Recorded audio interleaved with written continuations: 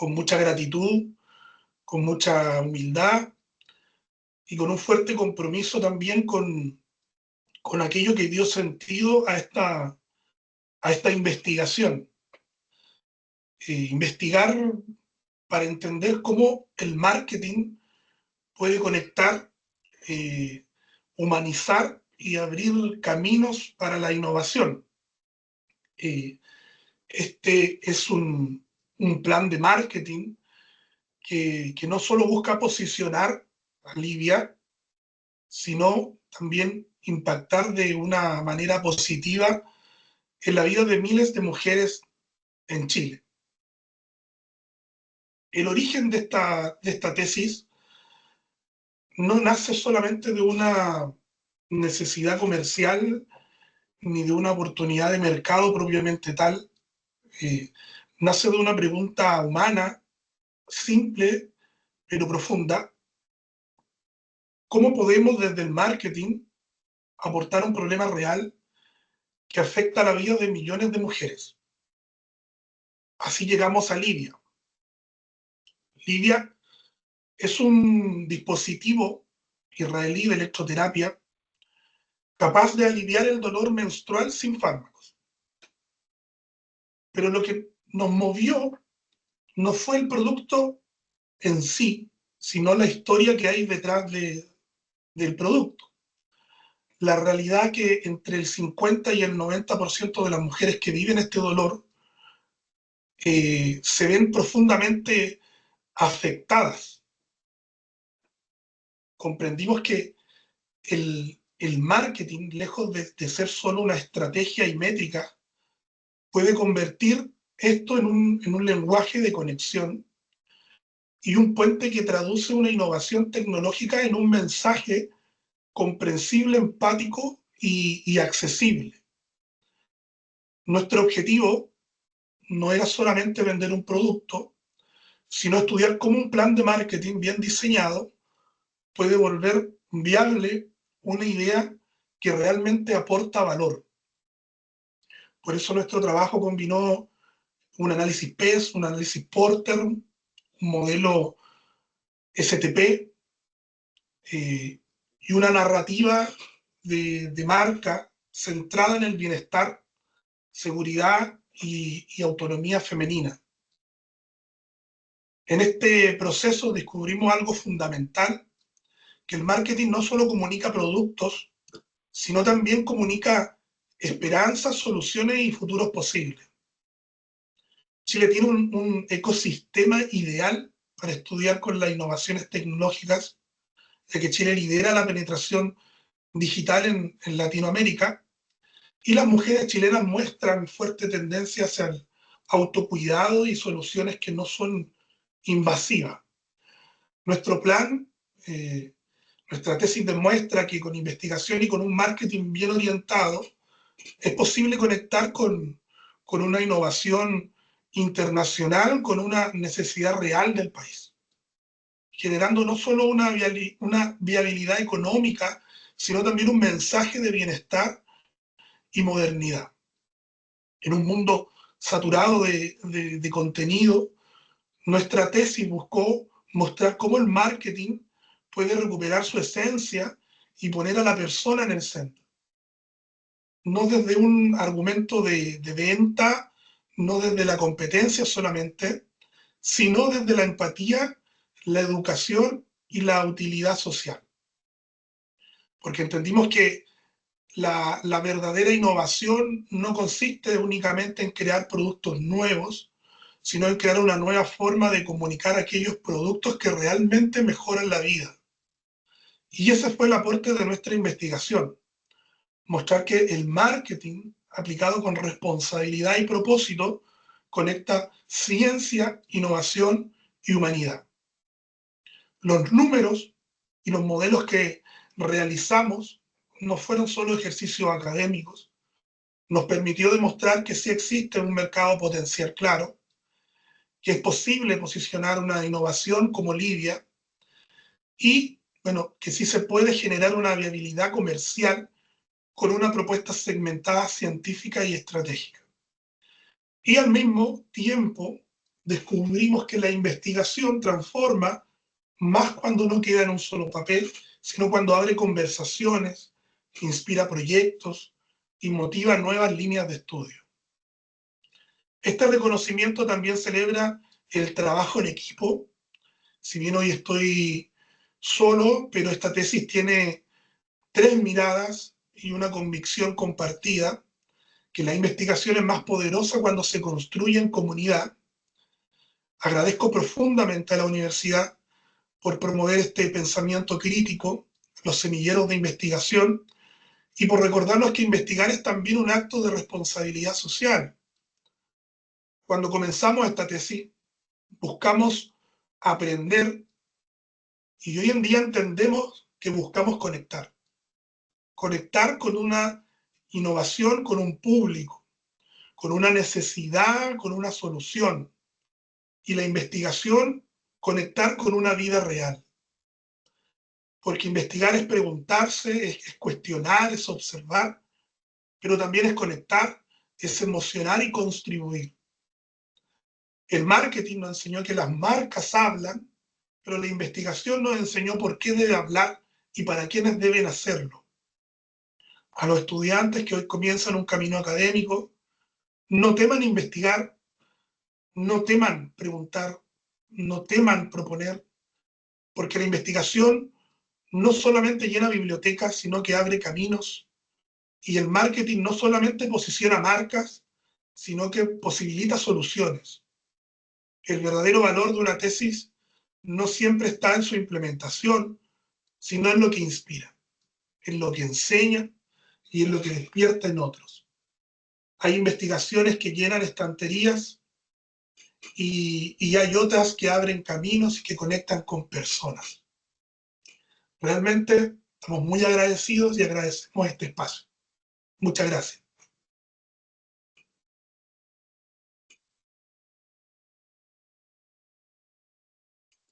Muchas gracias, don Felipe Contreras, por su extraordinaria exposición, y también felicitamos a los académicos, investigadores y al decano de la Facultad de Administración, Finanzas y Negocios por esta fabulosa tesis.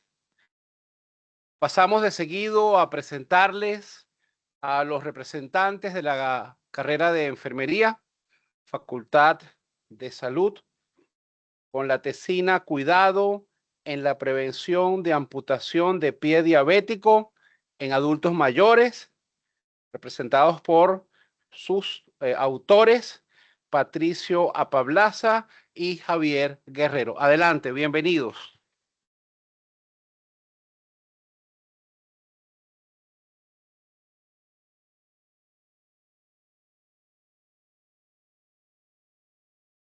Muy buenas tardes a todas las autoridades de nuestra universidad, profesores, compañeros de toda la universidad y familiares. Mi nombre es Patricio Bablaza, soy interno de enfermería y junto a nuestro equipo de Javier Guerrero, Natalie Espinosa, Leslie González, que lamentablemente se excusaron por motivos laborales, bajo la tutoría de el doctor Pablo Rivero y la doctora Victoria Cáceres, presentamos nuestra investigación que es Cuidado en la prevención de amputación de pie diabéticos en adultos mayores atendidos en el programa de salud cardiovascular del CEFAM Confraternidad de la Comuna de San Bernardo el año 2024.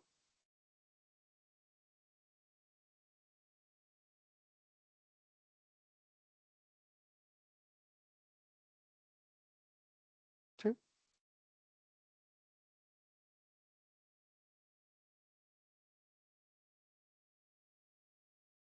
Ya.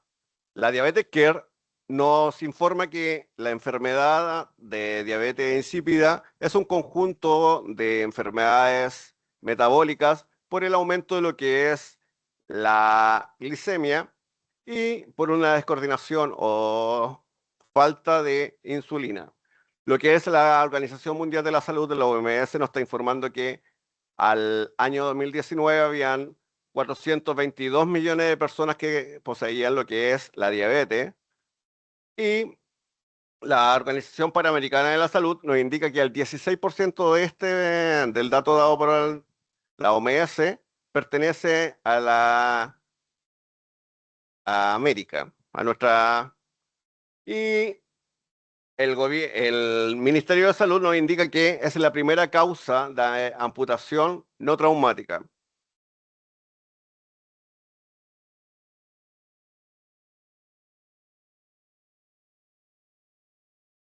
Como fundamentación de nuestra investigación, la Organización Mundial de la Salud nos indica que hay una prevalencia al aumento de las personas que tienen esta patología y además un aumento de lo que es la mortalidad.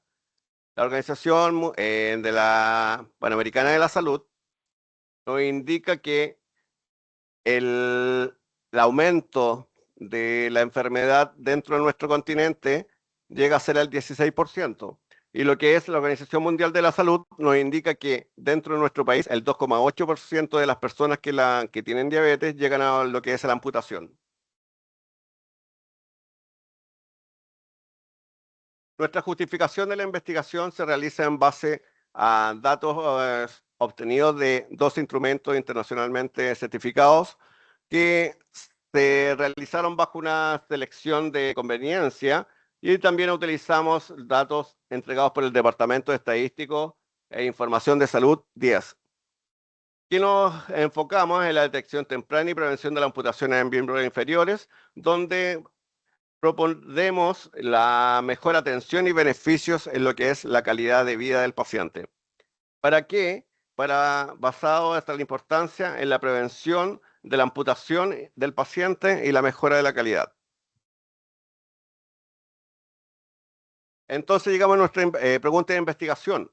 ¿Cuál es el nivel de conocimiento de autocuidado de los pacientes y buenas prácticas en la prevención de la amputación en el adulto mayor con pie diabético atendido en el programa Salud Cardiovascular del CEFAM Confraternidad de la Comuna de San Bernardo?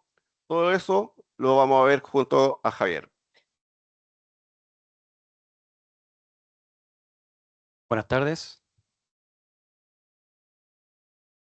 Nuestro objetivo general es evaluar el nivel de conocimiento del autocuidado en los pacientes y las prácticas de enfermería para el cuidado del pie diabético en la prevención de la amputación en el adulto mayor, atendido en el programa cardiovascular de CEFAM Confraternidad de la Comuna de San Bernardo, en el año 2024, perdón.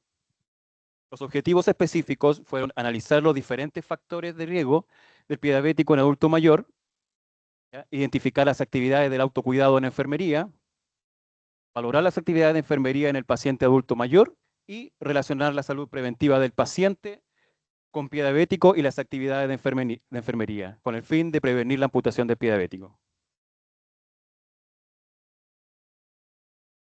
El marco teórico conceptual, el pie diabético es el síndrome definido como la ulceración, infección o gangrena de la extremidad, ¿ya? Por una neuropatía diabética y a diferentes grados de enfermedad arterial periférica, ¿ya? La fisiopatología dice que son estados hiperglucémicos que producen un estrés oxidativo en las proteínas, en las células nerviosas, en donde la disfunción secundaria a esta es por la glicación de las proteínas en estas células. Para esto, según el MinSal, utilizamos 3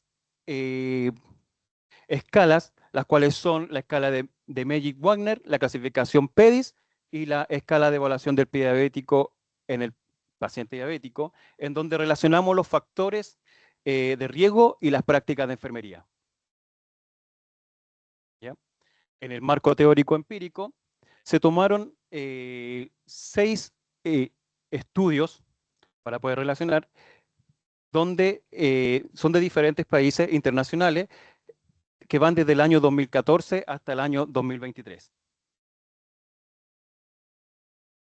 En el marco teórico contextual, según la Facultad de Medicina de la Universidad de Desarrollo, utilizamos un estudio que dice con título Situación epidemiológica de la diabetes mellitus en Chile entre los años 2002-2019, para poder relacionar los datos.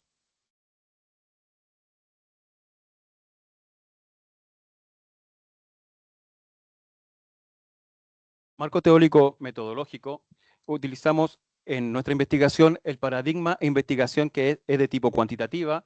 El diseño es una investigación experimental, no experimental, perdón, el alcance de la investigación y poder recolectar los datos. Utilizamos dos instrumentos, el cual es el QualiDiab y la evaluación del pie en el paciente diabético. La tabulación de todos los datos se utilizó por medio de la herramienta, el software de IBM SPSS versión 30.0. El universo de análisis de la muestra es la población de ambos sexos pertenecientes al CEFAM con fraternidad de 60 años, mayores de 60 años, en donde el universo es de 4.912 pacientes, de los cuales bajo los criterios de inclusión ya antes nombrados, quedó una población de investigación total de 1.344 pacientes. La muestra, por selección de conveniencia de la población, es de un total de 207 pacientes, dando un 15% de la población.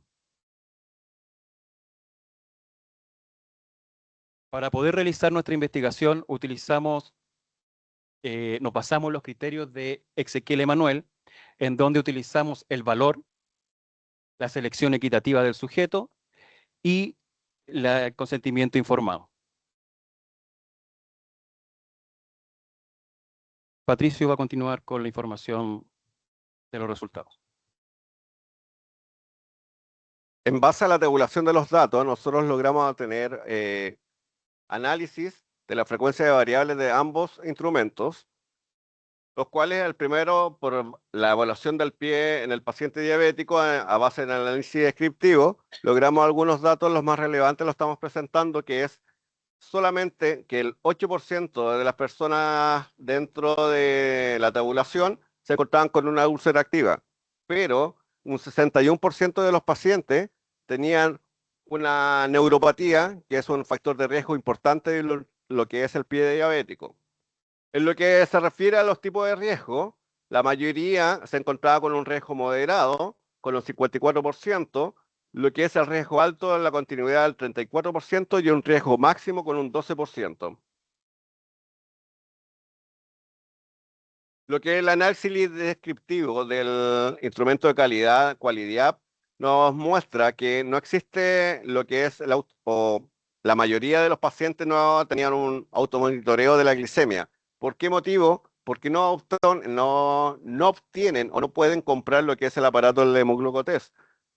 El cuidar los pies también tenemos un porcentaje bastante alto, debido a que aquí hay dos motivos. Uno, porque es la falta de conocimiento, y el segundo, por la falta de horas en podología en el CEFAM.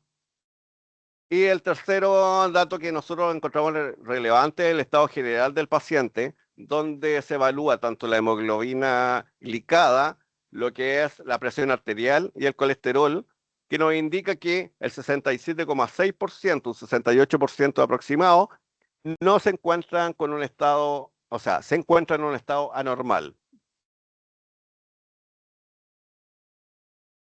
Cuando hacemos un análisis descriptivo de lo que es ambos o uniendo ambas herramientas, nos indica tanto en lo que es el comparativo con los tipos de riesgo y en los cuidados de los pies y el automonitoreo de glicemia, que el mayor porcentaje son los pacientes con riesgo alto.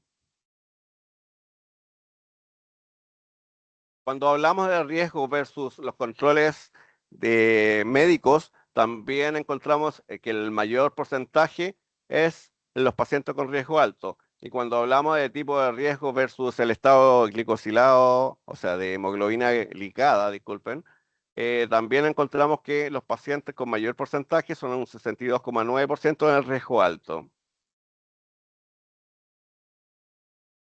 Cuando tratamos de hacer un análisis correlacional de las variables, tenemos que hacer un análisis primero de análisis inferencial para saber qué tipo de datos estamos trabajando. Ambos instrumentos se encuentran con datos no paramétricos por medio de la prueba de normalidad de Kolmogorov. Por ende, empezamos a trabajar con el análisis de correlación de Spearman con un margen de error del 0,05 con dos hipótesis, una que no existe correlación y otra que existe correlación, donde nuestros p-valores, tanto de lo que es valoración del factor de riesgo versus pies, nos indica que un p-valor nos da como no existe correlación. También exactamente lo mismo en lo que es factor de riesgo versus autonomía, donde nuestro p-valor nos indica que no existe correlación también. Con respecto a lo que es el factor de riesgo versus la hemoglobina glicada, también nuestro p-valor es menor a lo que es el margen de error, por ende, no existe una correlación entre los datos. No así la correlación del factor de riesgo versus el control médico, que existe una correlación, pero existe una correlación a un nivel bajo. En base a esta estadística, las conclusiones las va a ver Javier. Como conclusiones, podemos decir que ocupamos el sistema software estadístico llamado SPSS de la empresa IBM para poder recolectar y cumplir con nuestro objetivo general, ¿ya? El cual era evaluar el nivel de conocimiento del autocuidado de los pacientes y las prácticas de enfermería para el cuidado del pie diabético y la prevención de la amputación. ¿Ya? Por medio del análisis descriptivo utilizamos frecuencias en donde se cumplen nuestros objetivos específicos, ¿ya? Como análisis de los factores de riesgo al pie diabético en la población estudiada, identificar las actividades de enfermería para el autocuidado y valorar las actividades hacia el tratamiento de la prevención de la amputación. Y por medio de análisis inferencial y correlacional de variables, no se pudo relacionar la salud preventiva del paciente con pie diabético y las actividades de enfermería en cuanto a la prevención de las amputaciones. ¿Ya?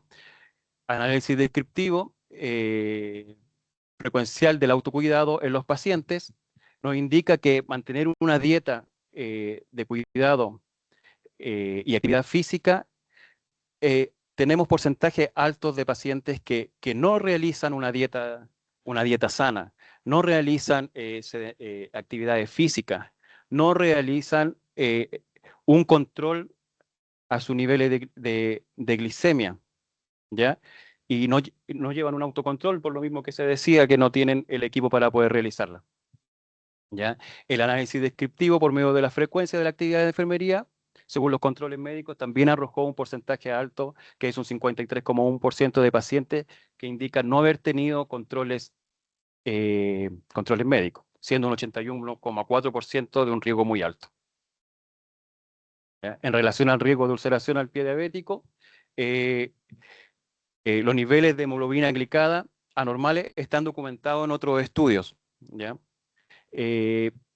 Pero no siempre hay una correlación en cuanto a la anormalidad de la hemoglobina con la relación al autocuidado, ¿ya? En donde nuestra investigación indica que no existe la correlación entre estas variables, ¿ya? A la comparación con el marco empírico, se obtuvo un resultado muy idéntico, a excepción, o sea, de todos los otros estudios, a excepción de esta investigación de México, en donde no hubo correlación con los datos y con el control glucémico y la insuficiencia renal crónica avanzada.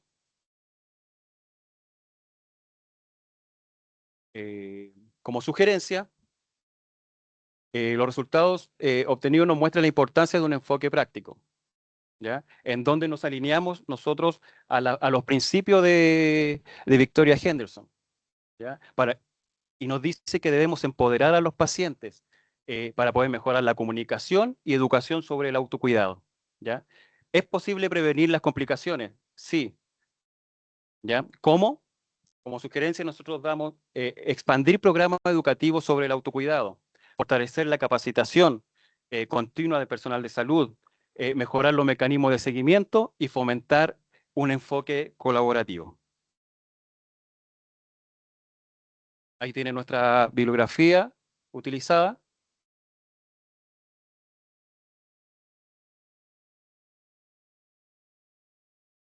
Muchas gracias.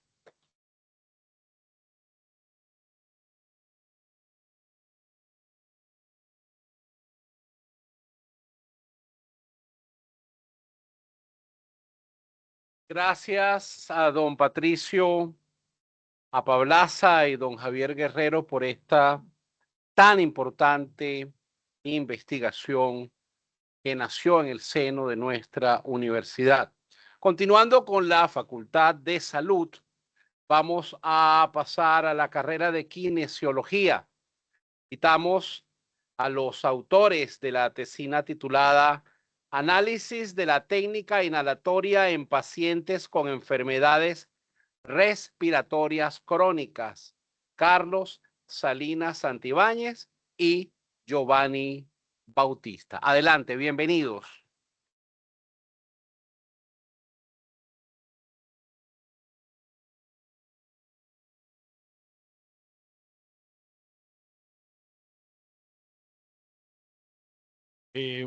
Muy buenas tardes, estimadas jefaturas, estimadas directoras, vicerrectoras, jefes de carrera, compañeros. Es un agrado para nosotros poder estar acá y poder representar a nuestra carrera, a la parte de kinesiología.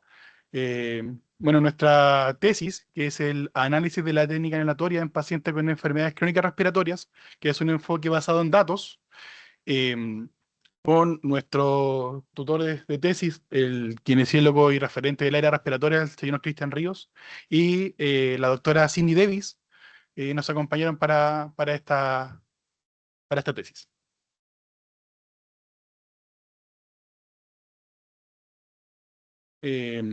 Bueno, hablando un poco a nivel mundial, aproximadamente 1.000 millones de personas tienen una enfermedad respiratoria. Ya, si lo podemos dividir, 1 de cada 8 personas tiene una enfermedad respiratoria. Y si lo aterrizamos acá en Chile, tiene una alta carga sanitaria en Chile. Entonces, los pacientes que tienen una enfermedad pulmonar obstructiva crónica o EPOC son aproximadamente el 17% de personas sobre 40 años. Y si lo llevamos al asma, son entre el 7 al 10% de personas con esta enfermedad, de personas adultas. Y bueno, a pesar del uso de los inhaladores, los errores en la técnica inhalatoria y la baja adherencia al tratamiento reducen la eficacia de esto. Por lo tanto, como pionero el Hospital del Tórax vio este problema, por lo tanto crearon y validaron una escala que se llama escala ESTI, que es la escala de evaluación y seguimiento de la técnica inhalatoria, en donde llega a unificar criterios. ¿Ya? La verdad que el médico enseña de una forma, la enfermera de otra, el kinesiólogo de otra, y no hay una transversalidad de esta información. Por lo tanto, lo que hace el Hospital de Tórax, que es de atención terciaria, es tomar esta información, generar una lista, como un checklist de 10 criterios, para poder verificar y hacer y objetivar la técnica inhalatoria. La cual esta sirve para justamente poder identificar los errores cometidos en la técnica inhalatoria, poder hacer una educación súper personalizada para saber en qué criterios se equivocó esta persona y con eso poder educar. Y de ahí viene nuestra pregunta de investigación. ¿Pueden las intervenciones educativas y la aplicación de la escala ESTI mejorar la técnica inhalatoria de los pacientes con enfermedades respiratorias crónicas en la atención primaria? Bueno, nuestra hipótesis habla que justamente la aplicación de la escala de evaluación y seguimiento de la técnica inhalatoria en pacientes con enfermedades respiratorias crónicas en el sector primario de salud, entender que el sector primario es donde tiende de menor complejidad, pero la mayor población de nuestro país, permite identificar y corregir errores de esta técnica inhalatoria, optimizando la eficacia del tratamiento y disminuyendo las exacerbaciones, y por consecuencia y disminuyendo los costos asociados de estas enfermedades. El costo por atenciones médicas o por medicamentos, todo lo que se tiene que ocupar en una urgencia, tiempo UCI, entre otras cosas. Como objetivo general, justamente este estudio tiene como objetivo evaluar la técnica inhalatoria en pacientes con enfermedades crónicas utilizando esta escala, con el propósito de identificar y cuantificar los errores, los posibles errores en esta técnica inhalatoria. Y como objetivo específico, justamente, aplicar la escala ESTI inicial para identificar los errores que los usuarios cometen al utilizar estos inhaladores de dosis medida, estos IDM. Luego de esto es realizar una intervención educativa, ¿cierto? Corrigiendo los errores que se cometieron en la técnica de inhalación. Luego aplicar la escala ESTI a la semana y al mes de la labor educativa para ver y verificar si efectivamente se siguen cumpliendo estos errores. Y finalmente, comparar los resultados obtenidos en la escala de aplicación pre y post intervención, identificando el impacto de la intervención educativa en la técnica de inhalatoria de nuestros pacientes. Bueno, continuando con la metodología de nuestra investigación, el diseño de estudio se clasifica como cuantitativo descriptivo, ya que se obtuvieron datos para el análisis estadístico y demográfico, junto con una intervención educativa. Y este estudio, para poder trabajar con seres humanos, fue aprobado por el Comité de Ética del Servicio de Salud Metropolitano Suroriente. Esto con el fin de poder trabajar en un CESFAN de atención primaria.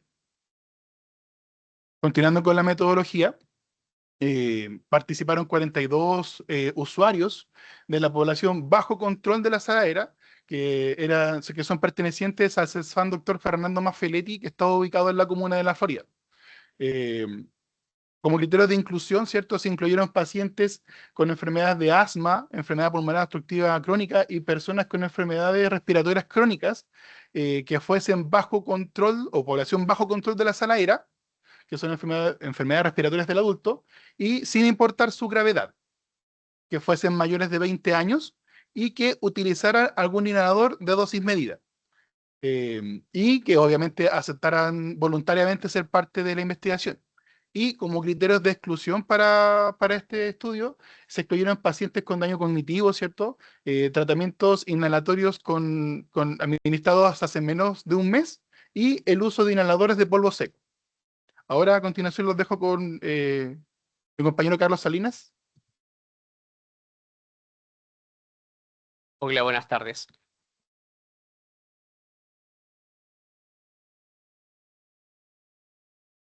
Bueno, continuando, esta es la escala que nosotros aplicamos a nuestros pacientes, pero nosotros nos basamos en la escala creada por el Hospital del Tórax, en donde acá pueden ver que está la muestra basal, la muestra número 1 y la número 2. La basal fue en el momento, la número 2 a la semana y la número 2 fue al mes. En la... En la sí, perdón. Ya. Acá, en la columna de la izquierda, pueden ver que están los ítems o el checklist que nosotros aplicamos, que está, por ejemplo, destapa inhalador, agita vigorosamente el inhalador, usa el aerocámara o espaciador, hasta que vuelve a agitar el inhalador en la segunda dosis del puff. ¿Cómo lo hicimos esto? Nosotros en primera instancia le indicamos al paciente que se inhalara como él sabe. Nosotros ahí fuimos anotando y fuimos pesquisando los errores y lo íbamos marcando en la tabla. Y al final de esto, nosotros hicimos la intervención educativa específicamente en ese error. O sea, porque la educación es muy difícil, por ejemplo, si nosotros enseñamos la técnica completa, pero es mucho más fácil indicarle al paciente cuál es el error que cometió. Por ejemplo, tuviste 6 puntos de 10, pero tu error lo cometiste en realiza la inhalación profunda o no respetó el tiempo entre una inhalación y la otra. Entonces, eso, ahí nosotros donde hacíamos el hincapié en la educación.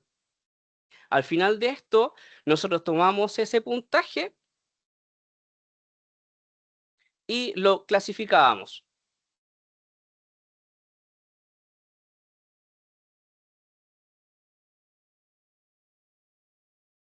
Sí.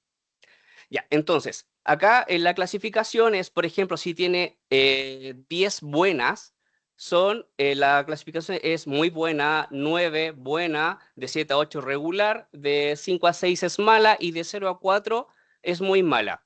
Hay que considerar que también, por ejemplo, si en el paso 1 el paciente no destapó inhalador, toda la técnica está correcta porque no se pudo administrar el medicamento, o en el paso 8 no realizó la inspiración de 3 segundos, o en el paso 9 el tiempo debe ser a por lo menos unos 30 segundos entre una dosis y la otra.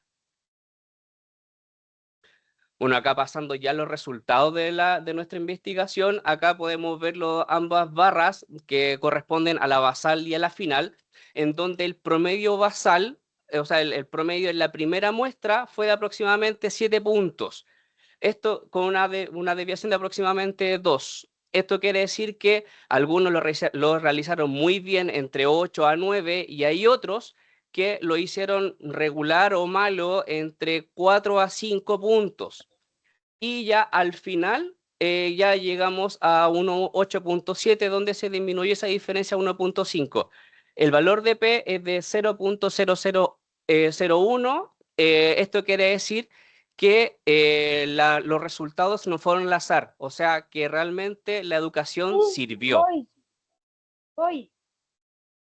En este gráfico podemos ver la tendencia central y la dispersión, en donde la media inicial fue de 6.95 y la final fue de 9.60. Lo importante de esto es la desviación estándar, que es lo que mide la dispersión de la muestra. O sea que de 195 bajamos a 0.77. ¿Qué quiere decir esto? Que con 195 habían, como lo había mencionado anteriormente, personas que lo habían hecho muy bien, pero también lo habían hecho muy mal. Después de nuestra educación pudimos reducir esto a 0.77. Esto quiere decir que las personas que lo hicieron mal subieran a disminuir la cantidad de errores y los que lo hacían bien ya fuese una excelente técnica. En este gráfico podemos ver la estratificación de puntajes, en donde ahí pueden apreciar que hay dos barras, donde la gris corresponde a la muestra basal y la más oscura en la muestra final, en donde la basal está, por ejemplo, con errores críticos o la técnica más mala es de aproximadamente del 30%. A diferencia de la buena que no llega al 10%, llegando, por ejemplo, al final de la muestra, donde a los que llevaban errores críticos se disminuyó considerablemente, que no llegaban a los 15%, a diferencia de los que tenían una buena técnica, estaba cercano al 80%.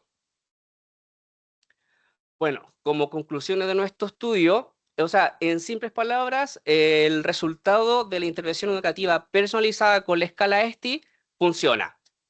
Pero, ¿qué quiere decir esto que funcione? Es que, por ejemplo, si es que funciona la técnica, si realiza una buena técnica, hay un mayor control de la patología.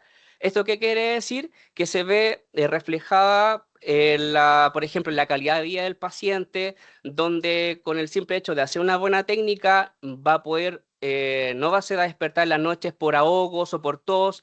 Si quiere subir al segundo piso de su casa, lo va a poder hacer sin ahogarse. Que reduce también las hospitalizaciones, las idas al servicio de urgencias y los costos sanitarios. No solamente a los costos me refiero al tema monetario, como había mencionado anteriormente mi compañero, de cuando, por ejemplo, las idas a la urgencia se gastan en insumos médicos, en recursos de personal sanitario, sino que también en la, ¿cómo se llama? En los tiempos de espera, y eso reduce considerablemente la carga en el sistema de salud. Y en consecuencia, esta escala se presenta como una herramienta de evaluación, de seguimiento efectivo, es replicable, es de bajo costo porque solamente se necesita una hoja de papel y un profesional. La idea de esto es que se sugiere que se pueda incluir en el sistema de salud de atención primaria, que es donde se hace la educación a los pacientes, y no tanto a los usuarios para que tengan una buena técnica y disminuyan su carga o empeoramiento de la patología, sino que también al profesional de salud, como había mencionado anteriormente mi compañero, que, por ejemplo, el médico enseña de una forma, el TENS de otra forma, enfermería de otra forma, el kinesiólogo de otra. Entonces, la idea de esto es que se unifique para que todos se enseñen de la misma forma, y esto conlleva a una disminución de la carga sanitaria, y también se fortalecen las acciones preventivas y el tema de la educación del sistema sanitario. Bueno, esta es nuestra bibliografía en la cual nosotros nos basamos en nuestra investigación. Gracias.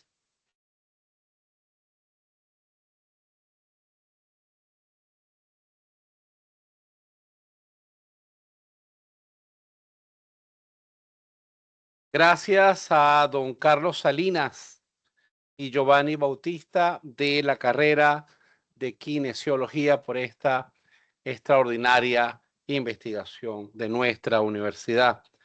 Continuando en la Facultad de Salud, vamos a darle la bienvenida a las autoras de la tesis Impacto de las patologías reumáticas en la satisfacción sexual como actividad, la visa diaria en mujeres chilenas de la carrera de terapia ocupacional, las autoras Pamela Olivares Casanova y Nilsa del Valle Silva. Bienvenidas.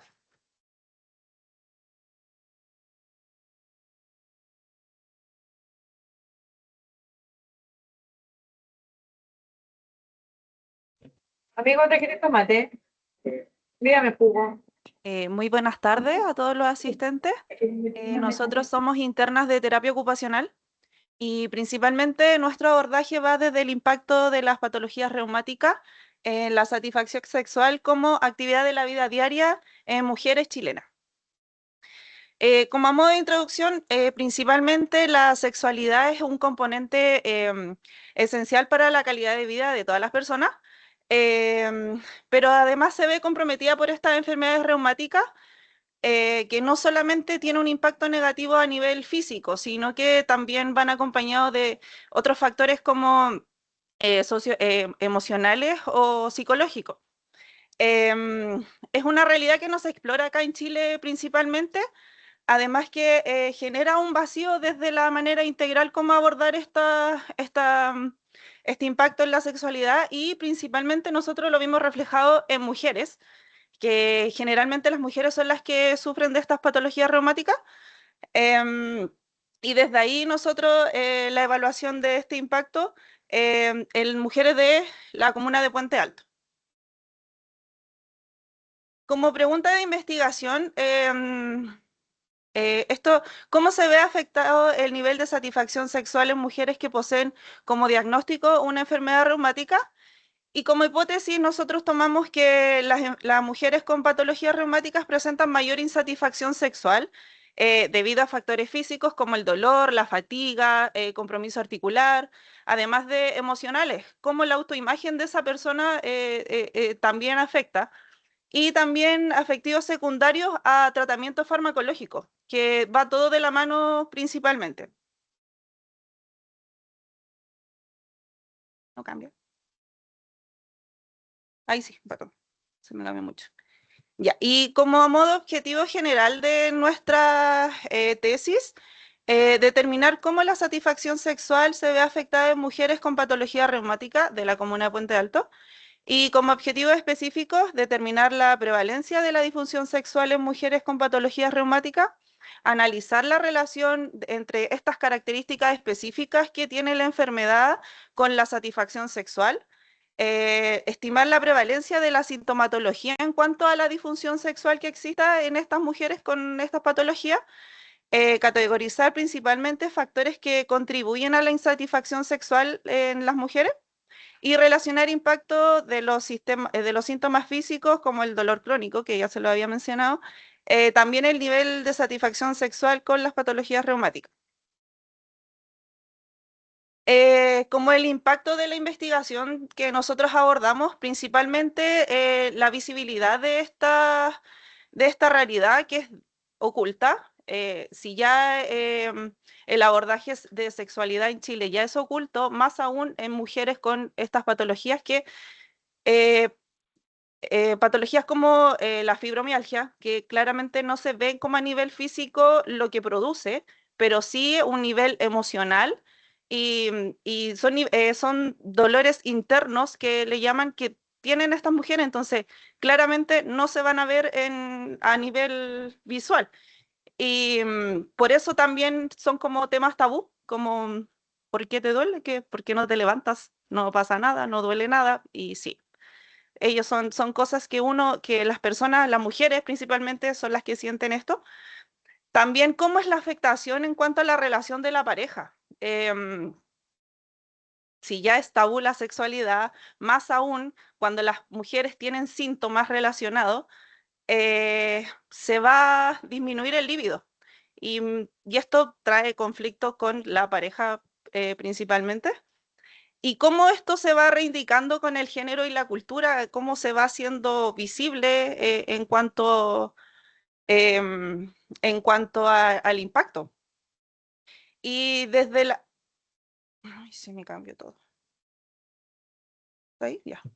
Y desde la justicia ocupacional, nosotros como terapeutas ocupacionales, el impacto a disciplinar de una manera holística, integral a la usuaria. Y dentro de nuestros análisis de datos, lo principal que pudimos destacar, las técnicas estadísticas que se usaron, métodos descriptivos y correlacionales, y la herramienta fue un procesamiento mediante software R para garantizar la precisión y la objetividad de estos resultados. Los insumos fueron dos análisis que son validados, el Qualisex y el cuestionario de satisfacción sexual. Y los alcances principalmente es para identificar la prevalencia y la relación que tienen entre las variables físicas y emocionales.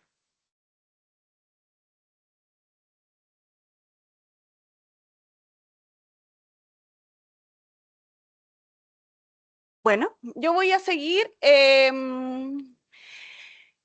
haciendo muestra de la información que nosotros obtuvimos en base a nuestra investigación y dando respuesta a los objetivos que nosotros nos propusimos dentro de nuestra tesis. Como primer objetivo era determinar la prevalencia de la disminución sexual en las mujeres con las patologías reumáticas.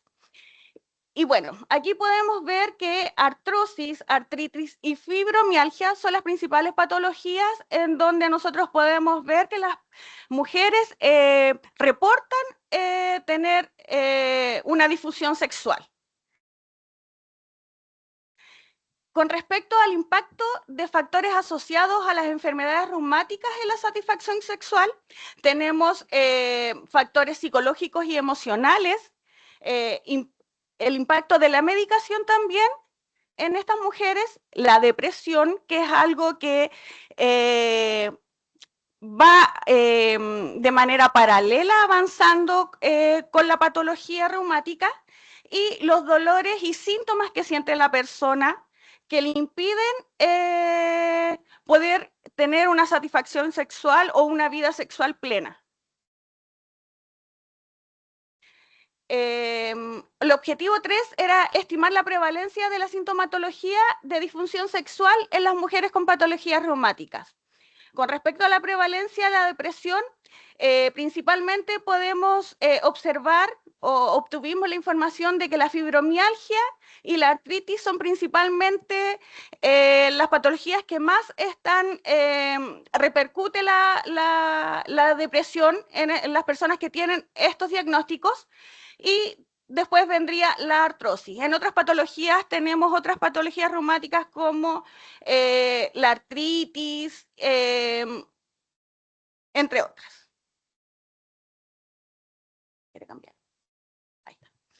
Y aquí también podemos ver el impacto de los medicamentos en la satisfacción sexual en cada una de las patologías. Como pueden ver, la artrosis, la artritis y la fibromialgia son las principales patologías que se ven impactadas por el uso de los medicamentos.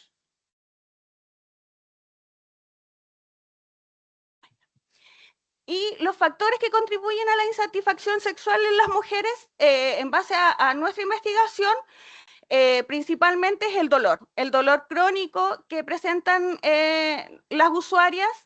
Después viene la depresión, el impacto de los medicamentos y la alteración de su imagen corporal, que esto igual repercute mucho en ellas. Se sienten mal con su cuerpo, producto de las deformaciones que puedan tener. Principalmente son las deformaciones, y esto les impide sentirse cómodas con ellas mismas y bloquean de cierta manera el área de la sexualidad. Y por último, el impacto de los síntomas físicos, como el dolor crónico en la satisfacción sexual. El dolor abarca el 50% dentro de todo el análisis que nosotros hicimos, como el que causa mayor impacto en estas mujeres. Nuevamente nos encontramos la depresión, la alteración de su imagen corporal, que va muy de la mano con la depresión, y el impacto de los medicamentos que les producen, bajan la libido, eso. Con respecto a la discusión, nosotros, nuestros hallazgos son más del 70% de las personas que nosotros analizamos presenta una insatisfacción asociada al dolor, a la fatiga y al estrés. Nosotros el aporte que podemos visualizar es la dimensión sexual para impulsar estrategias terapéuticas que sean holísticas desde nuestra área de la terapia ocupacional. Y la limitación es la subjetividad inherente de los cuestionarios de autorreporte, y las futuras líneas es la necesidad de estudios que sean longitudinales y enfoques interdisciplinarios para abordar estas patologías.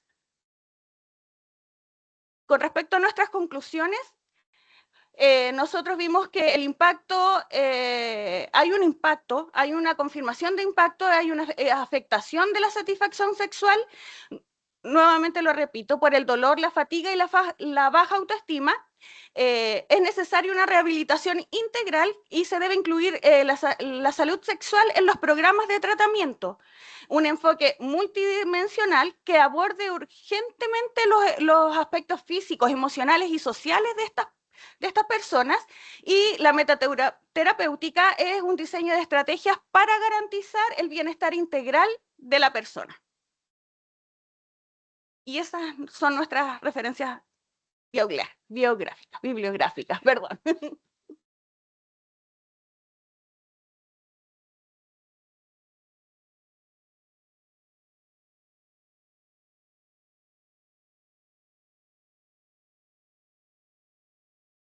Continuando con nuestro semillero 2025, vamos a darle paso a la justicia, esa que todos queremos, que todos esperamos.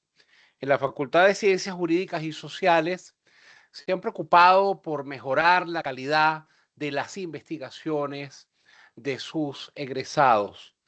Vamos a invitar en este momento al autor Sergio Adriasola Díaz, que nos va a hablar de su tesina, el cuidado personal de los hijos y la responsabilidad de los padres, anunciando que esta tesina fue llamada por la Cámara de Diputados.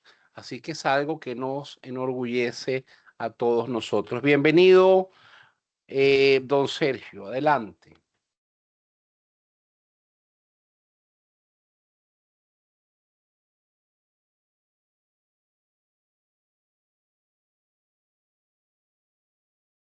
Bueno, primero que todo, buenas tardes ya por la hora.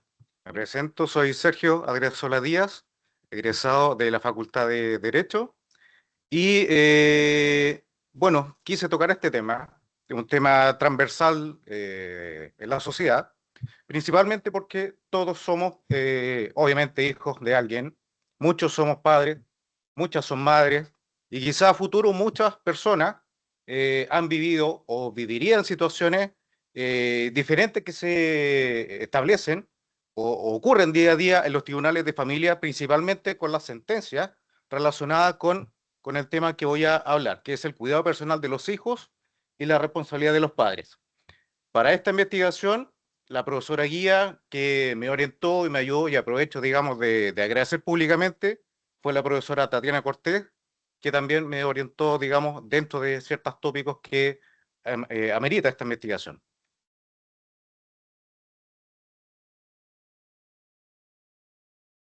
Ahí sí.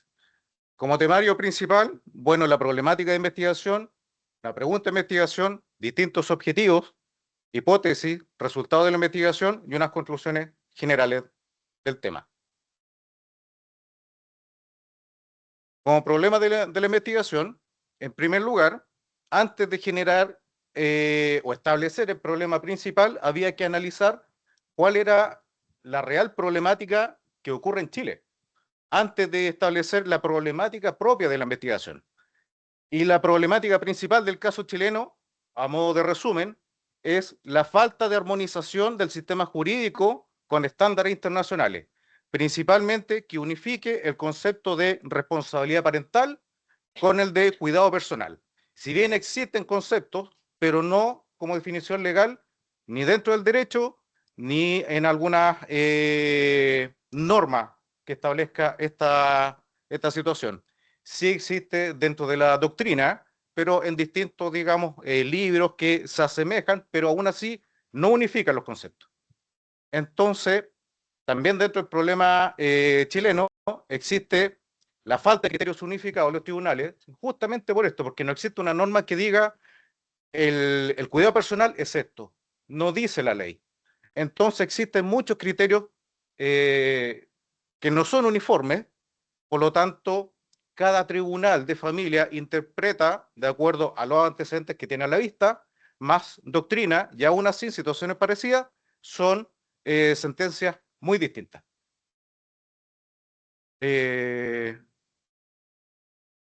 No sé si se puede quitar eso, por favor. Eso. Ya, otro tema dentro de la problemática nacional, que aún así no determina con claridad la responsabilidad de los padres en el momento de la disolución del vínculo de los padres. Hablo de padre en general porque no solamente considera lo biológico, sino que también considera a aquellos padres adoptivos.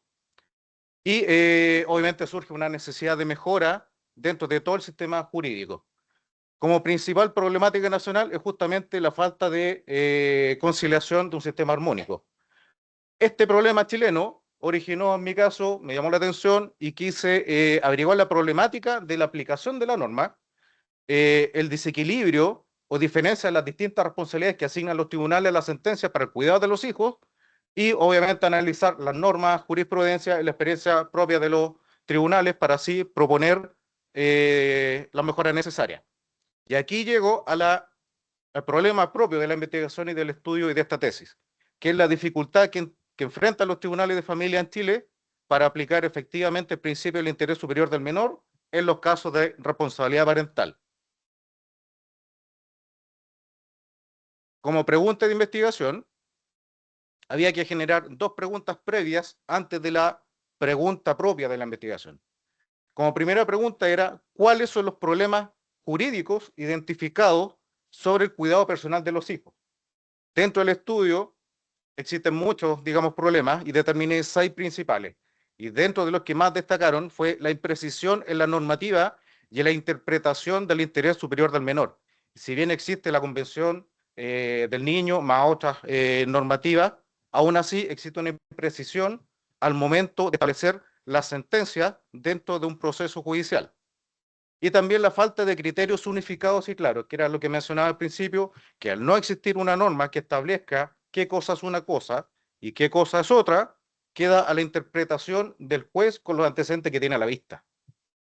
Y la segunda consulta es qué papel juegan los tribunales de familia en la resolución de conflictos sobre la responsabilidad parental, donde identifiqué 5 puntos, pero el principal es la aplicación del principio del interés superior del niño, que aún así no se aplica, digamos, correctamente, ya que existen muchos factores externos y no todos estos factores que afectan a la resolución judicial son personas con estudio de la norma o estudio del derecho. Por lo tanto, para identificar la pregunta de la investigación, está separada tanto lo que es el cuidado personal previamente y la responsabilidad parental. Y me lleva a la pregunta propia de la investigación, que es ¿cuál es el papel de los tribunales de familia en Chile en la resolución de conflictos sobre responsabilidad parental y qué desafíos se enfrentan para garantizar decisiones justas centradas en el interés superior del menor? Inicialmente, hasta este momento de la investigación, que era la etapa inicial, habían 3 respuestas, que era que tiene la responsabilidad de los tribunales de resolver conflictos de responsabilidad parental, y dentro de los desafíos era enfrentar la falta de criterios, la falta de uniformidad, establecer con mayor precisión las fundamentaciones y promover también o incentivar no solamente las decisiones justas, sino que también todo un conglomerado de mejora de todo el sistema judicial en materia de familia.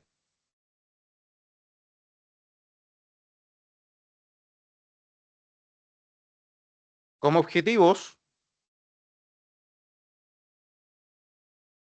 tanto un objetivo general como 6 objetivos específicos, pero dentro de los objetivos específicos voy a destacar 3 que tomé en un principio y son analizar propiamente tal los derechos de los menores, derechos de los niños, también la propia responsabilidad parental. Responsabilidad parental se entiende toda persona que tiene a su cuidado un menor. Pueden ser abuelos, pueden ser padres adoptivos, pueden ser tíos, pueden ser hermanos mayores quizás y los propios padres. Y el objetivo final, dentro del objetivo específico, es generar, digamos, una propuesta válida que no solamente quedara, en este caso, en el papel dentro de una investigación, sino que se entregara a quien pudiera corresponder para, ojalá, hacer un aporte, en este caso, al país. Para materializar estos objetivos me basé en distintas cosas, principalmente estudio de la norma, estudio de jurisprudencia, vale decir sentencias de otros tribunales, informes legislativos, libros, mucha doctrina, digamos, y mucha literatura jurídica en materia de familia, también informes o antecedentes de estamentos estatales, por ejemplo, informes del INE, y otras, digamos, materias, ya sea sitios web, reportajes y prensa.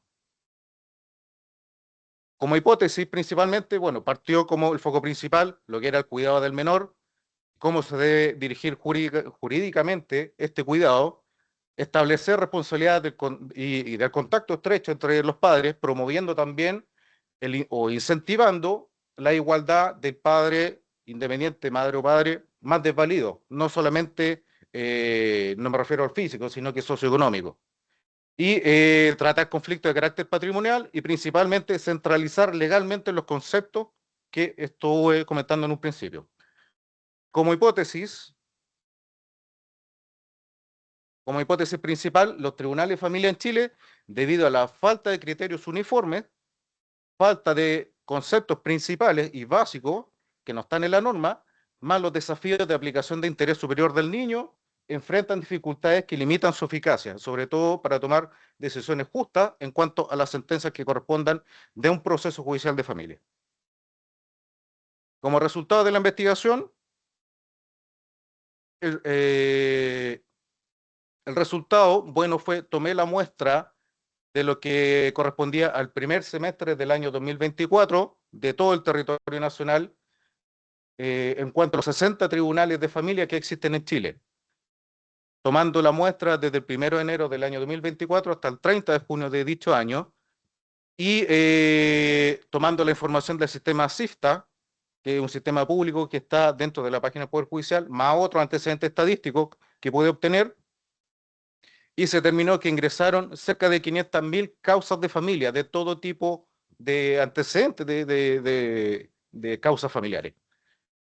De estas casi 500.000 causas, solamente en el primer semestre, esto de todo el territorio nacional, equivale, de acuerdo al antecedente del INE, que en ese momento la población chilena era cerca de 19 millones y fracción, equivale a 2,6% de la población chilena dentro del primer semestre del año 2024 había tramitado una causa en un tribunal de familia, independiente de los motivos. Dentro de este estudio arrojó la mayor cantidad de causas en la región metropolitana, y dentro de la región metropolitana la comuna de Pudahuel fue la que llevó la mayor cantidad de causas, dentro de las cuales 15.114 fueron ingresadas al tribunal. Y de esas 15.000, 7.245, que equivale al 48% del total de la comuna, son causas directamente relacionadas con el cuidado personal y responsabilidad parental.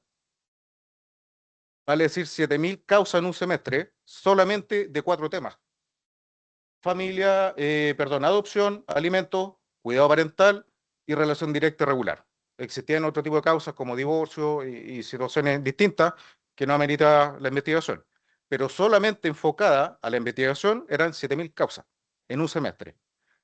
Por lo tanto, dentro de los resultados, claramente demuestra una sobrecarga de causas, considerando también la escasez de personal del tribunal, que se enfrenta a una carencia de capacitación especializada, una falta de criterio unificado y la necesidad de fortalecer una formación judicial. Ahora, dentro de estas estadísticas, es similar a todos los tribunales de familia en Chile, dentro de los 60 tribunales. En otras palabras, están todos sobrecargados de causas. En promedio, los tribunales de familia de Santiago tienen 2.500 causas a la actualidad. En ese momento eran cerca de 1.300 causas mensuales. Entonces, dentro de los resultados también, para determinar en el estudio, no solamente analicé las sentencias nacionales, también sentencias de Corte de Apelaciones, Corte Suprema, y lo llevé al derecho comparado, comparando sentencias de tribunales de familia de una legislación muy similar a la nuestra y no tan lejana. Me basé para este estudio en la comparación con tribunales de familia de Colombia, que tiene legislaciones de familia muy similares a las nuestras, pero está más avanzado en estos temas de responsabilidad y cuidado personal. Todo este trabajo también de análisis, bueno, lo realicé a través de otro sistema de análisis de datos como RStudio, Power BI, Excel, digamos, para complementar el estudio estadístico. Dentro de este estudio surgieron propuestas, y la principal propuesta, que si bien no está en pantalla, pero es obviamente legislar con un artículo legal que unifique todo lo que es la responsabilidad parental junto con el cuidado personal y que aborde también situaciones que son afectivas y de cuidado no solamente material, sino que también el cuidado afectivo, en un párrafo de la ley. Dentro de estas 9 propuestas, hay 4 que se vinculan a la primera que me acabo de mencionar, que es la propuesta principal, 3 propuestas que pueden ser implementadas por distintos tribunales y una propuesta que es transversal, que puede ser implementar campañas públicas que promocionen estas situaciones.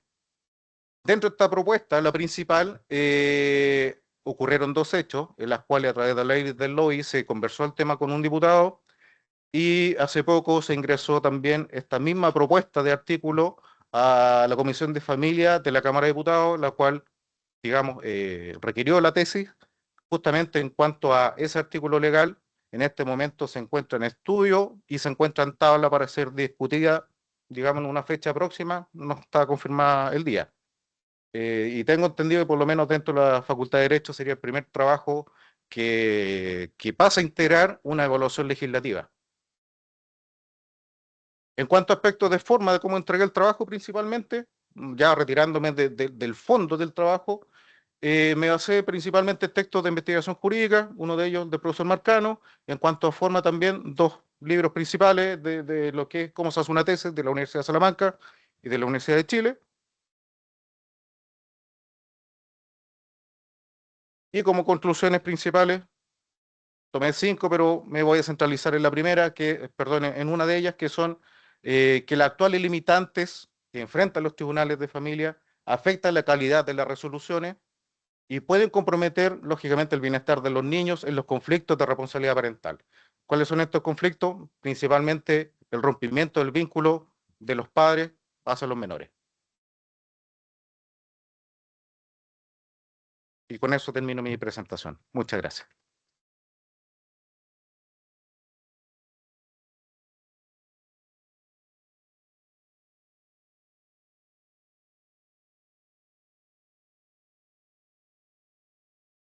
Ya nos encontramos casi al final de esta magnífica jornada.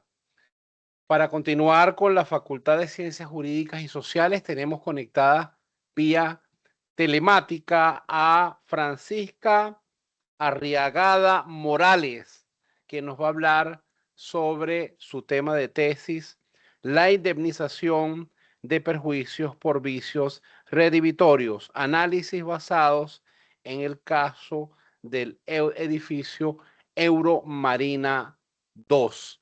Bienvenida, Francisca, ¿estás ahí?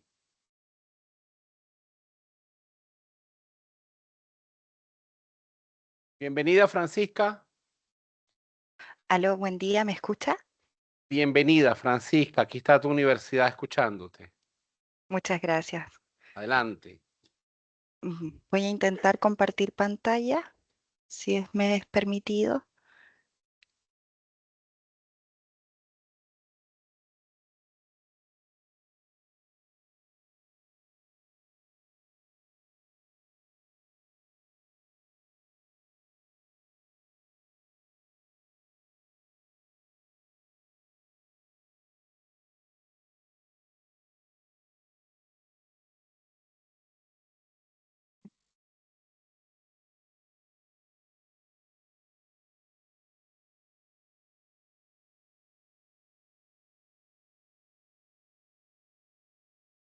Espero puedan ver el PowerPoint preparado. Si me puede confirmar a alguien, por favor. Sí, Ya. Muy buenas tardes a Francisca, se ve bien. Muchas gracias por la participación. Para iniciar, el trabajo investigativo por mi parte es muy interesante. Espero que ustedes se puedan embriagar de él, tal como yo lo hice al momento de formarlo. Es interesante ver la información o conocer sobre las zonas de riesgo, que poco o muy escasamente uno habla de ello. La indemnización de perjuicios por vicio revititorio en el análisis basado en el caso del edificio Euromarina se basa en esto. En general, cuando nosotros hablamos de vicios revititorios, nos referimos a aquello que se encuentra oculto dentro de lo que se está vendiendo y que, permítame un momento, ahí sí, que existe solamente desconocimiento del vendedor y no del comprador, porque éste lo desconoce, ya sea por su oficio o porque lo ignora, etc. La problemática en la cual yo me basé es los hechos ocurridos en el 9 de junio del año 2024. Como sabemos, Chile es un país largo y angosto con una geografía propensa a desastres naturales. Ha visto una expansión, o sea, se ha visto con los años una expansión urbana dentro del territorio nacional, muchos de estos generalmente en zonas que la legislación no ha determinado si corresponden a zonas de riesgo. Los proyectos legislativos, por lo general, no abundan en ello. El caso propiamente tal, como lo sigo manteniendo, era del día 9 de junio, debido a unas fuertes lluvias dentro del sector de Reñaca y Concón, causaron un socavón en el sector dunar de Reñaca, y eso generó un agujero de una profundidad de 30 metros. Generando un riesgo para las personas del sector. A pesar de que eso se había alertado anteriormente por distintas instituciones, entre esos, o dentro del mismo día, perdón, de ocurrido, Cernapred, Psicoguidec y Secos ya habían establecido que podía suceder y lo que podría seguir continuando el suceso. O sea, los desprendimientos internos no solamente pueden ser en los hechos que se vieron visualmente y territorialmente con la cedida de terreno, sino que también podían seguir produciéndose internamente hasta el momento en que se desprendan las edificaciones que se encuentran en su alrededor. En virtud de ello, generó el proyecto como una idea de hacer uso o de poder más hablar de los vicios reviditorios, un tema que en general en la cátedra de la carrera se habla escasamente, o sea, no es como para un curso completo, pero en sí nosotros hacemos el conocimiento propiamente tal de lo necesario. Y suena interesante desde que lo vemos desde otro aspecto. ¿Desde cuál? Desde los bienes inmuebles, que muchas veces no es algo que se reclame de por sí.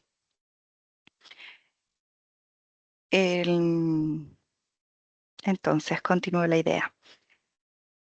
Basado en ello, se crea este título que va en intención de poder abordar los vicios reviditorios de los bienes inmuebles en zonas de riesgo y formulamos la pregunta. Al formular la pregunta, nos orientamos a cómo, de qué manera podemos orientar en el proceso de compraventa de bienes raíces, o bienes inmuebles, garantizando la transparencia y el conocimiento efectivo por parte del comprador sobre el estado del bien, particularmente cuando son en zonas de riesgo, y cómo incide la falta de dicha información eventual para poder alegar la indemnización por vicio reviditorio. ¿Ya? Formulada la pregunta, vienen también muchos cuestionamientos, porque en sí, cuando nosotros vimos, o sea, cuando formulé la idea, me estaba centrando propiamente tal en el vicio reviditorio, más no en la indemnización de perjuicio. Era muy amplio. Tuvimos que ir focalizando cada vez más la idea, con la finalidad de poder obtener un proyecto que fuera, más allá de lo interesante, que fuera focalizado en un fin, ya que podríamos hablar por lo menos 3 horas más de esta situación. Asimismo, procedemos a hablar de los objetivos de la investigación. El objetivo principal era analizar la indemnización de perjuicios por vicio reviditorio en la venta de bienes inmuebles ubicados en las zonas de riesgo, evaluando la responsabilidad legal del vendedor, las opciones del resarcimiento disponibles del comprador y el impacto en las prácticas de la seguridad jurídica y el mercado inmobiliario, con el fin de proponer mejoras normativas que garanticen una adecuada protección a los consumidores en este tipo de transacciones.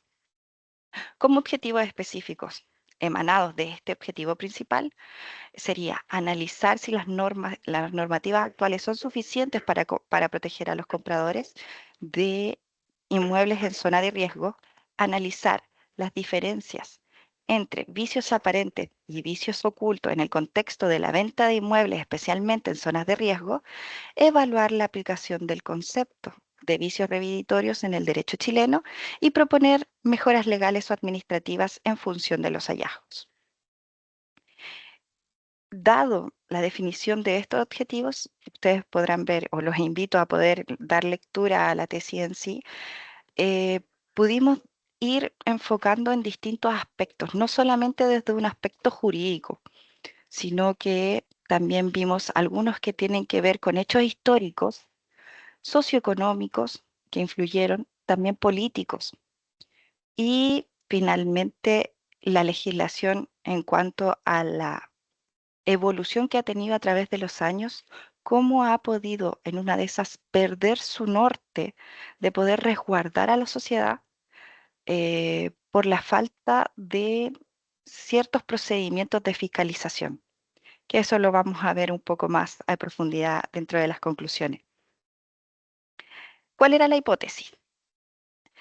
La insuficiencia de información que posee el comprador respecto de la compra de un bien raíz, objeto del contrato, especialmente en lo relativo a las condiciones del terreno y territorio, los riesgos geológicos y los vicios ocultos impiden una manifestación de voluntad plenamente informada, lo que debilita la equidad contractual y propicia la configuración de vicios revitorios en la compra-venta de inmuebles, como se evidencia en el caso de Euromarina, ¿Ya? ¿A qué nos referimos con esta hipótesis? Que lamentablemente cuando uno realiza la compra y desconoce el terreno en cual, o los informes o aquellos oficios que existen históricos solicitando que no se edificara en esos sectores, uno podría comprar a ciegas sin conocer que propiamente tal esos sectores podrían haber cedido las tierras y que era algo que se pronosticaba de hace muchos años. Como dar un hito importante histórico, entre el periodo 1994 y 2012 existen muchos oficios, sobre todo de instituciones como el Consejo de Monumentos Nacionales, que lo que más solicitan es la no edificación del sector y poder realizar un santuario de esas tierras por motivo de que, además de que históricamente eh, sirven como sustento para muchas investigaciones de carácter arqueológicas por el estudio de suelo y la cantidad, perdón, y los metros de tierra o sea, perdón la frase, y las fases históricas en la tierra que pueden aportar información científica valiosa, se pudiera resguardar aquello. No obstante, de igual manera, en virtud de los hechos, como les comentaba, históricos y políticos, socioeconómicos, igual solamente se pudieron reservar algunas de las tierras y no su totalidad, permitiendo la edificación dentro del sector. Para ello, que también es algo que aborda la investigación, existe el estudio de la ley de urbanización, en donde ustedes podrán visualizar que el procedimiento para poder realizar estos estudios de suelo o de tierra o el estudio de suelo de tierra solamente pide en sí la legislación un informe de un estudio privado que realice la investigación si se puede o no proceder con la edificación. Ese estudio no tiene una fiscalización propiamente tal del gobierno. Solamente basta con que certifique si lo puede proceder o en caso contrario pueda tener alguna medida de mitigación que avale la edificación de este para proceder. Bueno, siendo así, como medida de explicar solamente y agregar algunas cosas, es muy sencillo, como se puede decir, aunque igual es harta la tramitación, pero permite que aún así estos sectores que se encuentran diagnosticados como zonas de riesgo se pueda igualmente edificar. ¿Qué resultados tuvimos de la investigación realizada? En sí, el inicio fue muy distinto a cómo se pudo ver la investigación en su final. Y la intencionalidad avala de que sí se puede utilizar la indemnización de perjuicios por vicio revitatorio como una forma de obtener una indemnización al perjuicio causado por la compra de un bien en una zona que se diagnosticaba como riesgo. Tiene un periodo de 1 año para poder ser alegada, eso sí, una vez de concurrido la celebración del contrato, lo que igual es un tiempo escaso desde que se produce o se produjo en el caso de algunos que ya hubieran comprado este desprendimiento de tierra en virtud de la humedad. No obstante, nos permite sí poder identificar como herramienta de ayuda a los compradores futuros el cómo proceder y cómo poder hacer investigaciones. También sería bueno hacer conocimientos previos de lo que es el plano regulador, de cómo está formulado, de cuáles son sus intencionalidades, eh, el hecho también de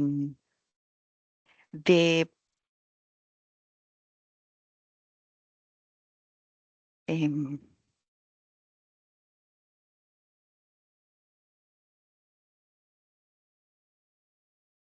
el hecho también de que si ustedes abundan en la información, uno escasamente se puede cuestionar al momento de comprar un bien ciertas situaciones más que el que esté en buen estado visualmente.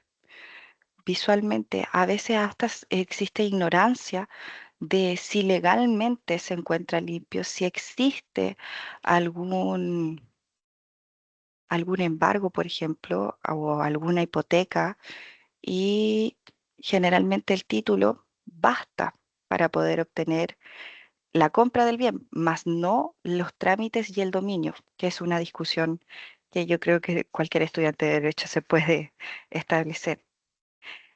En cuanto a ello, nuevamente los invito a que puedan darle una vuelta a la investigación. Fue un trabajo multidisciplinario y muy interesante.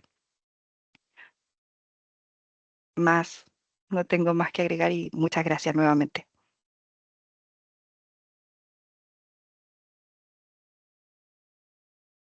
Doña Francisca, gracias por su presentación.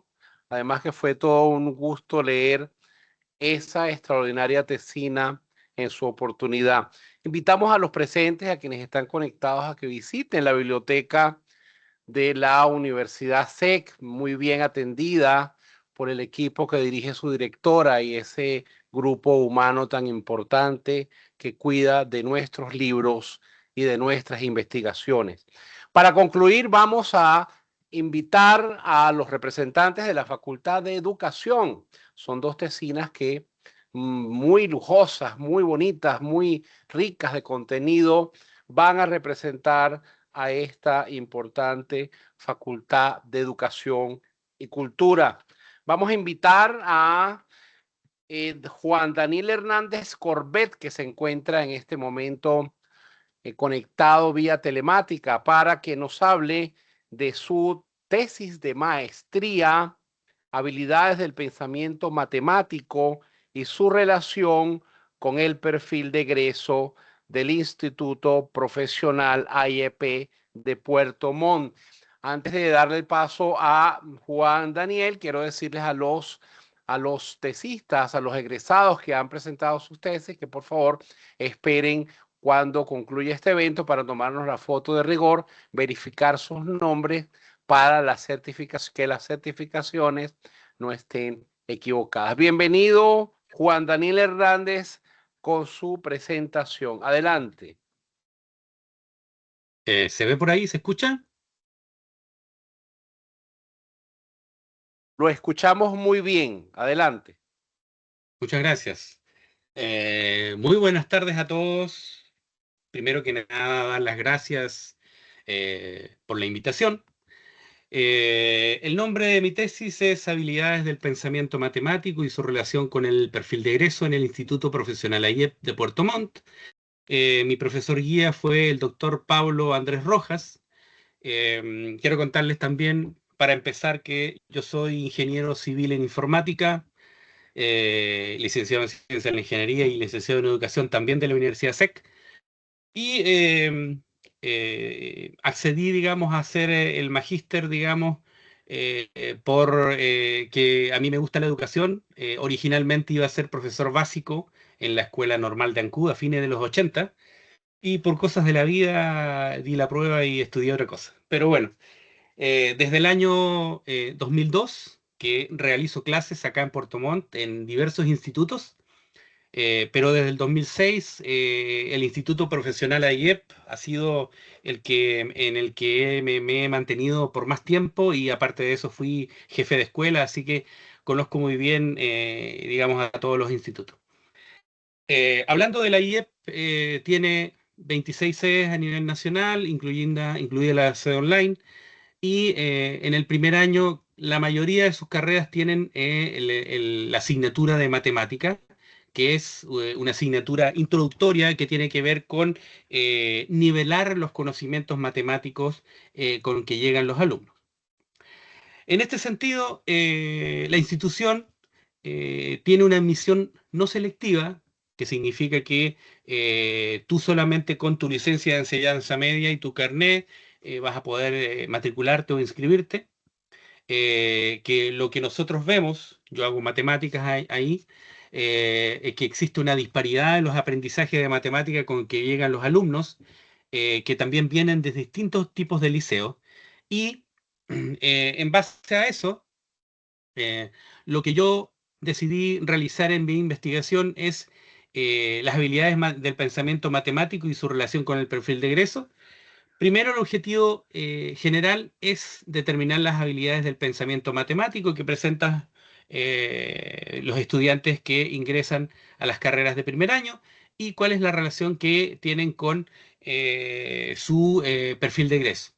Los objetivos específicos, primero, para ir en orden, digamos, identificar las habilidades del pensamiento matemático, ¿ya?, con las que llegan los alumnos, ¿ya?, analizar las habilidades del pensamiento matemático a través de estadísticas.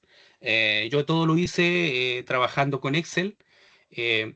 Y finalmente, comparar las habilidades del pensamiento matemático para ver cómo es su relación con el perfil de egreso. Entonces aquí hay una serie de conceptos que están asociados al tema de la investigación.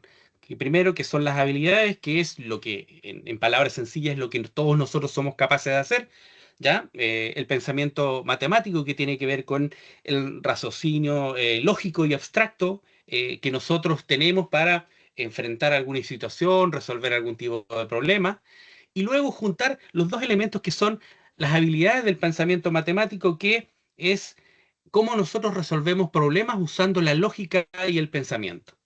Y obviamente, como contraparte del otro lado, porque es a lo que queremos llegar, ¿qué es el perfil de egreso? Que son simplemente las capacidades y competencias que los alumnos tienen que tener al momento de terminar las carreras. Yo solamente me voy a enfocar, obviamente, en las habilidades que tienen que ver con las matemáticas. El aspecto metodológico, primero, el enfoque de la investigación es cuantitativo, ¿ya?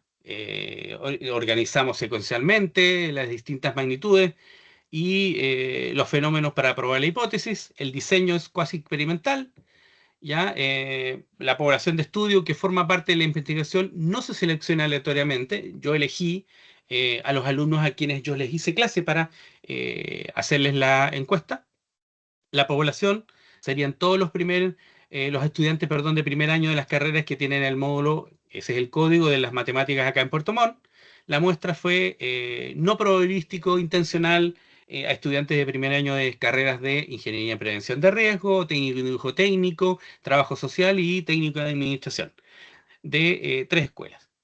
La técnica de recogida de la información fue presencial, directa, a través de una encuesta en papel en los alumnos, ¿ya? El instrumento fue una encuesta realizada a través de un cuestionario a través de 44 alumnos.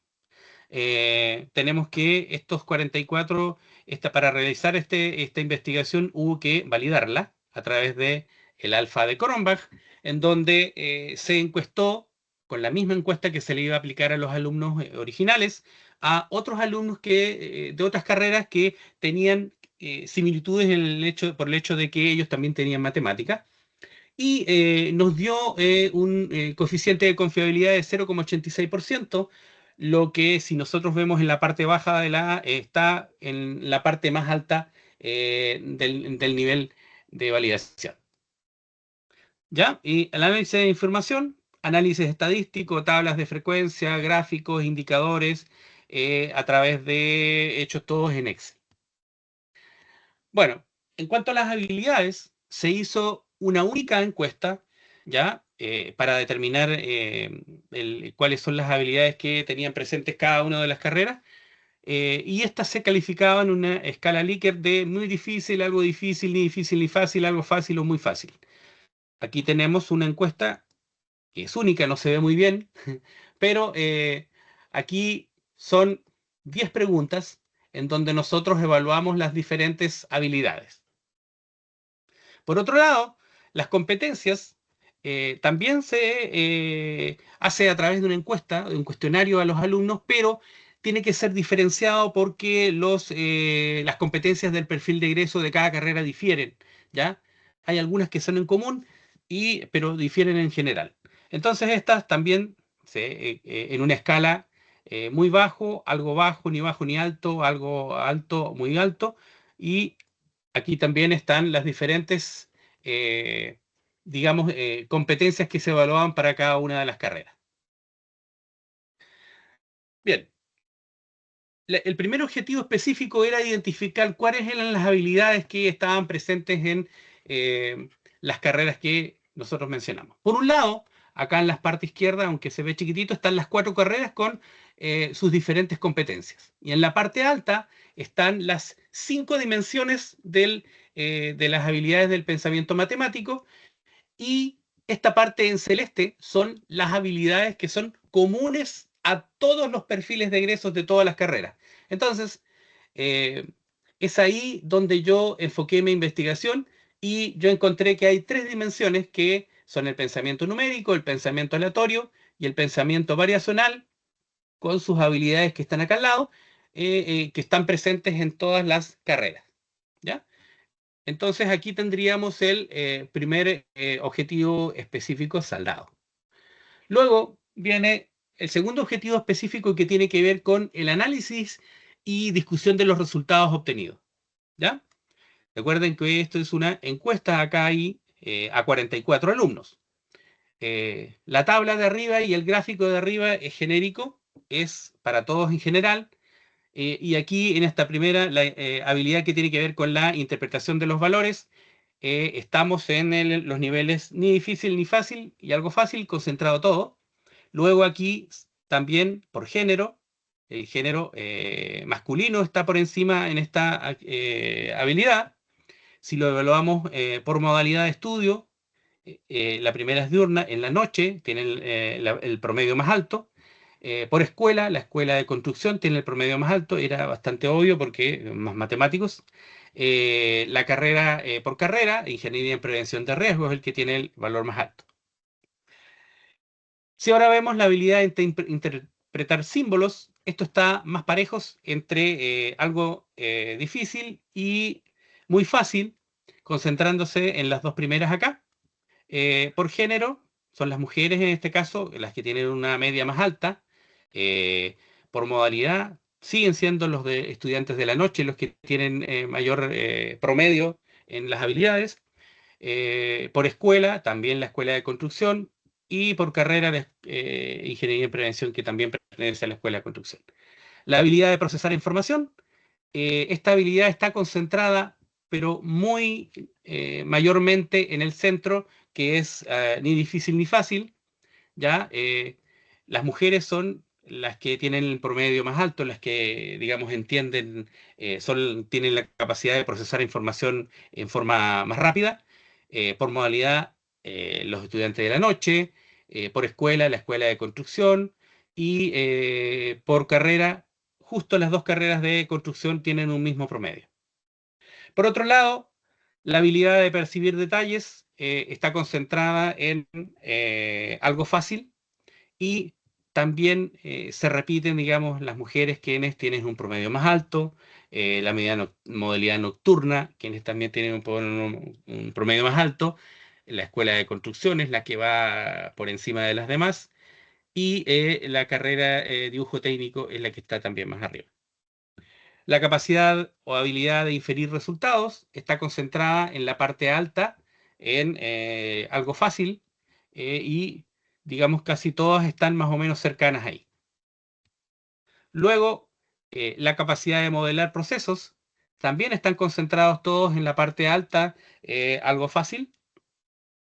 La habilidad de encontrar sentido y significado a los números, están concentrados en el medio, que es ni difícil ni fácil, y ahí están las medias. En este caso, los hombres son quienes tienen una media más alta, y en este caso también cambia a la modalidad diurna, es los que tienen el promedio más alto en esta habilidad. Por otro lado, la Escuela de Desarrollo Social tiene un promedio alto en este y se condice, digamos, con el concepto que encontrar significado a los números. Y también por carrera, la carrera de Desarrollo Social es la que está más alta. La capacidad de resolver problemas está concentrada en la parte alta de la tabla, que tiene que ver con que es bastante fácil, tanto para todas las carreras, por género, por modalidad. En el día es quienes tienen el promedio más alto. Desarrollo social tiene la media más alta, también, por escuela y por carrera. ¿Ya? Ahora, el tercer objetivo era comparar las habilidades del pensamiento matemático con las competencias del perfil de egreso. ¿Ya? Aquí se hizo una correlación, los valores que son 2 columnas, habilidad versus competencia, ¿ya? La habilidad se sacó sumando, es una suma sencilla de las habilidades de cada una de las 4 carreras, lo mismo por las competencias. Aquí están las columnas de Excel donde hicimos el cálculo, y aquí en general nos dio un resultado de 0,33. Si nosotros vemos acá, van creciendo, ¿ya? Hay una línea que pasa entre medio de todos los puntitos que están ahí, hay una correlación positiva en general, es baja, 0,33, pero de todos modos es mayor que 0 y significa que hay una correlación positiva. Ahora, si nosotros separamos esto por carreras, las carreras de Ingeniería en Prevención de Riesgo también tienen una correlación alta, 0,62, una correlación positiva alta. La dibujo técnico de arquitectura también, más alta que prevención de riesgo, 0,72. Y también técnico en administración, 0,72, que significa que están cercanas al 1 y existe una correlación positiva. Pero la carrera de trabajo social tiene un coeficiente de correlación menos 0,15 y, como dice la gráfica, va bajando, la pendiente es negativa en este caso, y eso significa que no hay una correlación positiva. ¿Ya? Ahora, como conclusiones de la investigación, primero que se determinaron 5 dimensiones, que son pensamiento numérico, pensamiento espacial y geométrico, pensamiento métrico, pensamiento aleatorio y pensamiento variacional, de las cuales hay 3 que están presentes, que son pensamiento numérico, pensamiento aleatorio y pensamiento variacional. ¿Ya? Por otro lado, la segunda era hacer un análisis de cada una de las habilidades que estaban presentes. Y aquí yo hago un ranking. Las habilidades de pensamiento matemático que presentan de manera más clara son procesar información con un promedio de 4,05 en forma genérica y resolver problemas en un 3,89.